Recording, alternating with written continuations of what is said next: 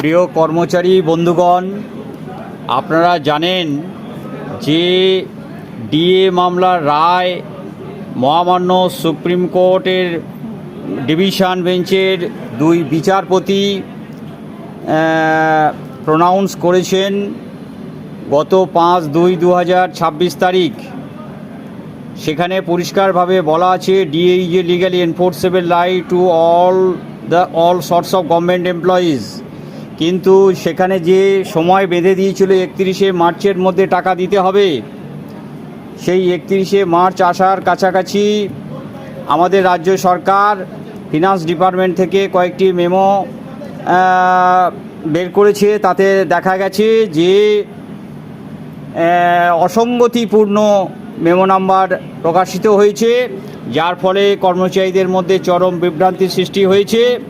শেষ পর্যন্ত কয়েকটি কর্মচারীর হিসেব আমরা যখন হাতে পেয়ে দেখলাম যে সেখানে প্রচুর অসঙ্গতি দেখা যাচ্ছে এবং আমাদের যে ন্যায্য এরিয়ার ডিয়ারনেস অ্যালাউন্স প্রাপ্য দরকার সেটা হচ্ছে আপ টু ডিসেম্বর 2019 164%, কিন্তু সরকার ইচ্ছাকৃতভাবে ডিভিয়েশন করে প্রতিটি কর্মচারীর 142, 43, 44, 45% ম্যাক্সিমাম দিচ্ছে।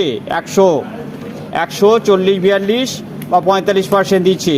এখানে এক একজনের প্রায় হাফ টাকা দিচ্ছে। সেই জন্যে আমরা আজকের আইনি ব্যবস্থা হিসাবে লিগ্যাল নোটিশ আমাদের ইউনিটি ফোরামের আইনজীবী অর্থাৎ সুপ্রিম কোর্টে যে মামলা চলছে, যে ডিএনএস অ্যালাউন্স এসএলপি চলছিল, সেই মামলার যে প্রথম থেকে রয়েছেন মাননীয় শ্রী প্রবীর চ্যাটার্জি মহাশয় একটা কড়া আইনি চিঠি নবান্নে আজকের জমা করেছেন এবং তাতে পরিষ্কার বলা আছে কোনোভাবেই 164%-এর কম দেওয়া যাবে না।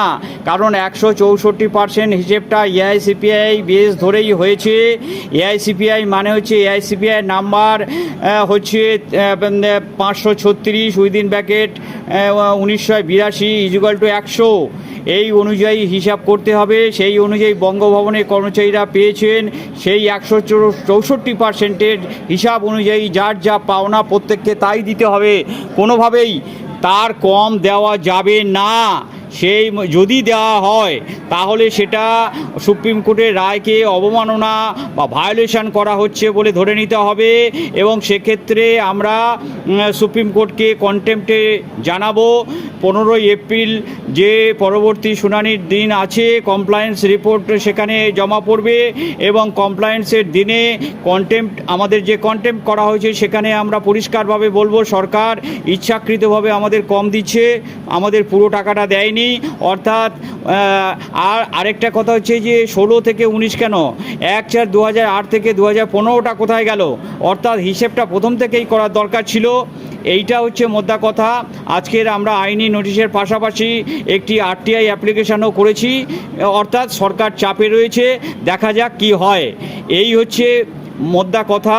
আমরা সর্বতোভাবে ইউনিটি ফোরাম আমরা আইনের দ্বারা, আইনি নোটিশের দ্বারা বা আইনি পথে এই পূর্ণ যে ডিএ আমাদের যা পাওনা, অ্যাকচুয়ালি যা পাওনা হবে হিসেব অনুযায়ী, সেটা আমাদের দিতে বাধ্য করা হবে এই রাজ্য সরকারকে। এইটুকু বলে আজকের বক্তব্য শেষ করছি। আমার নাম Debprasad Haldar, convenor unity forum.